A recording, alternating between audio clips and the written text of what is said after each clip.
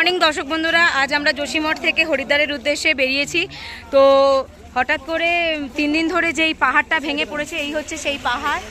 যেই পাহাড়টা টপকে আমরা আবার এখান থেকে গাড়ি করেছি। নেপালি কি দুজন ঠিক করা হয়েছে, যারা আমাদের দুটো লাগেজ নিয়ে আসছে। তো এখন আমরা তাদের জন্য ওয়েট করছি। এখানকার প্রশাসন এত ভালো, বলে বোঝাতে পারবো না। আমার বাচ্চাকে কোলে করে পুরোটা পাহাড় টপকে দিয়েছে, যার জন্য থ্যাঙ্কফুল আমরা এখানকার প্রশাসনবাসীর কাছে। আর পাহাড় যে এরকম হতে পারে, এটা ভাবা যায় না। পুরো পাহাড়টা ভেঙে পড়ে গেছে এবং 3 দিন ধরে চেষ্টা করছেন এনারা যতটা সম্ভব। তো যাত্রীদের সুবিধার জন্য একটু রাস্তা বার করেছে, যেভাবে হোক তারা হেঁটে অন্তত তাদের নিজের বাড়ির দিকে ফিরতে তো পারছে। তো সেই কারণে আমি বলবো যে ঠিক আছে, যাত্রা আপাতত এখনো পর্যন্ত ঠিক আছে। তো আবার গাড়িতে উঠে শুরু করছি যাত্রা, হরিদ্বার যাওয়ার যাত্রা। আমরা অলরেডি গাড়িতে উঠে পড়েছি। অনঘর বাবা আর আমি 3 জনে বসে আছি। লাগেজ সব গাড়ির ওপরে রাখা আছে। তো এখনো পর্যন্ত পজিটিভভাবেই এগোচ্ছি। ভালোই হরিদ্বারে পৌঁছে যাই, ব্যাস, তাহলে আমরা চিন্তামুক্ত।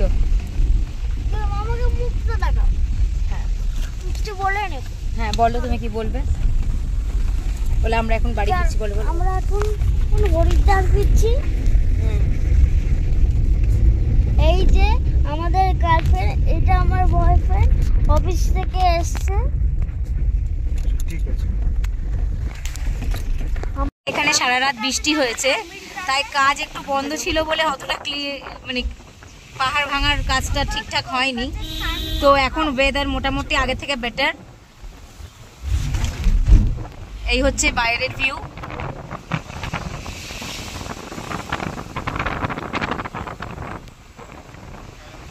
দর্শন প্রতিটা ঠাকুরের স্থান, কেদারনাথ, বদ্রীনাথ, ভবিষ্যবদ্রী, সমস্ত ঠাকুর দর্শনটা আমাদের খুব ভালো হয়েছে। হয়তো বর্ষাকালে এসেছি, একটু ভয়ে ছিলাম, বারবার বাধা পেয়েছি, ঠিক কথায়, কিন্তু যাত্রা আমাদের খুব ভালো ছিল, দর্শনও আমাদের খুব ভালো ছিল। হয়তো এইভাবেই আমাদের ডেস্টিনেশন ছিল যে ঠাকুর ভগবান ঈশ্বরকে আমরা পাবো দেখতে, তাই এইভাবেই আমাদের এখানে আসা। তবে পাহাড় ছেড়ে নিচে সমতলে ফিরছি, একটু মন খারাপ। এতদিন এখানে ছিলাম, একটা অন্যরকম অনুভূতি ছিল, কিন্তু এখন বাড়ি তো ফিরতেই হবে, কারণ নিজেদের রুটিন নিজেদের চালাতেই হবে। মাঝে সাঝে একটুখানি এন্টারটেনমেন্টের জন্য ঘুরতে আসা ঠিক আছে, বাট পার্মানেন্টলি নয়। তাই আমাদেরও ফিরতেই হচ্ছে, আমরাও ফিরবো। দেখতে দেখতে চামোলি ছেড়ে, কর্ণপ্রয়াগ ছেড়ে আমরা রুদ্রপ্রয়াগের পথে, তারপর শ্রীনগর, তারপরেই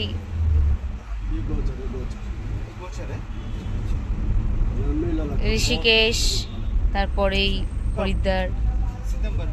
হরিদ্বারের পথে আমরা আরও এগোচ্ছি। আর ততটাই ফিল করছি গরমের। ঠান্ডায় ছিলাম, সোয়েটার লাগছিল না, ঠিক কথাই, বাট এরকম মারাত্মক গরমটা যেটা আস্তে আস্তে ফিল করছি, সেটা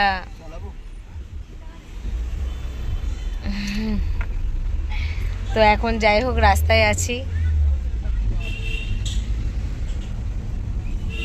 শুধু হরিদ্বারে নেমে আসার অপেক্ষা।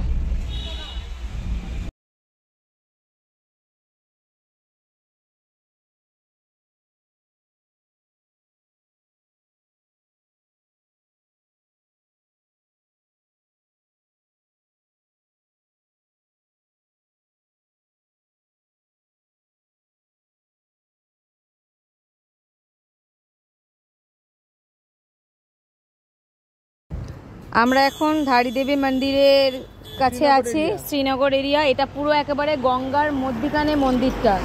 এই মন্দিরটা তৈরি হয়েছে পুরো গঙ্গার মধ্যিখানে। আশা করি আপনারা দেখতে পাচ্ছেন সবাই। আমরা হরিদ্বারে ফেরার তাড়াতে এতই ব্যস্ত আছি, আমরা যেতে পারলাম না মন্দিরটা দর্শন করতে। বাট এখান থেকে নিচে মানে আমরা ওপর থেকেই আমরা প্রণাম করছি, ভগবানকে শ্রদ্ধা জানাচ্ছি, কিন্তু আর আমরা কোথাও দাঁড়াবো না। এবার একদম সোজা হরিদ্বারের উদ্দেশ্যে রওনা দেব। তো আমরা এখন শ্রীনগর পেরিয়ে গেছি, এখন দেবপ্রয়াগ হয়ে ঋষিকেশের দিকে ঢুকবো। তো এখন শ্রীনগর থেকে দেবপ্রয়াগের রাস্তাতে রয়েছি। আর বেশি দূরও নয়, আবার দূরও বটে, কারণ যেহেতু পাহাড়ি রাস্তা, কখন কি হয় কেউ কিছু বলতে পারে না, তাই ভয়ে ভয়েতেই রয়েছি যতক্ষণ না হরিদ্বার পৌঁছাচ্ছি ততক্ষণ পর্যন্ত। তবে আমরা প্রত্যেকটা রুদ্রপ্রয়াগ কভার করে নিচে নামছি, সেটা বুঝতে পারছি। দেবপ্রয়াগ ক্রস করলাম জাস্ট, ঋষিকেশ এরপরে, তারপরে হরিদ্বার। ডেস্টিনেশনের খুব কাছাকাছি এসে পৌঁছেছি, এখনো বাকি তাও মোটামুটি 2-3 ঘন্টা, দেখা যাক কি হয়। ঋষিকেশ আর 8 কিলোমিটার বাকি। নাক মুখ পুরো কালো হয়ে গেছে, মানে সকালে ঘুম থেকে উঠে ব্রাশ করে কোনো রকমে বেরিয়ে পড়েছি, মানে কি হবে কি হবে না এই টেনশনে। কিছু খাওয়া দাওয়াও সেইভাবে করিনি, মানে সকাল থেকে যদি কিছু বলেন যে কি খেয়েছি, তাহলে চিপস, ক্যাডবেরি, কোল্ড ড্রিঙ্কস এগুলো ছাড়া, আইসক্রিম, হ্যাঁ আইসক্রিম, এগুলো ছাড়া কিছু খাইনি, না ভাত না রুটি না কিছু।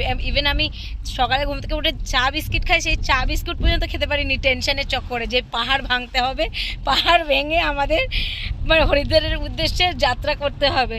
তো ফাইনালি আর 8 কিলোমিটার দেখাচ্ছে ঋষিকেশ আসতে। তো ঋষিকেশ চলে আসা মানে হরিদ্বার প্রায় চলেই এলাম, অতটা টেনশন নেই। অনগ্য ঘুমিয়ে পড়েছে বেচারা, হ্যাঁ ট্রাভেল করতে করতে ঘুমিয়ে পড়েছে।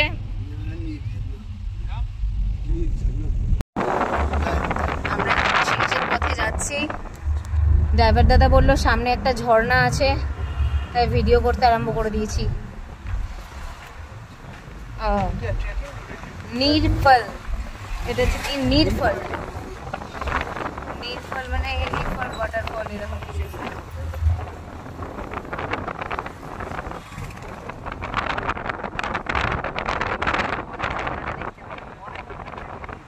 আচ্ছা আচ্ছা, এটা অনেক উপরে ট্রেকিং করতে, সেই জন্যই দেখতে পাইনি।